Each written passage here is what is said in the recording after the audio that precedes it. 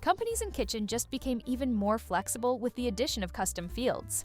Just like with clients, you can now create custom fields to store additional company information.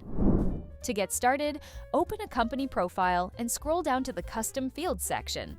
Click Create Custom Field, enter a name, and choose from a variety of field types. Once the field is created, click the Edit button to enter a value. You can also manage existing custom fields at any time. Simply click the Edit button next to a field to reset its value, rename it, or delete the field entirely. You can also customize the company's list view to display your custom fields as columns. Simply open the Companies section and use the Toggle Columns button to choose which fields should appear in the table.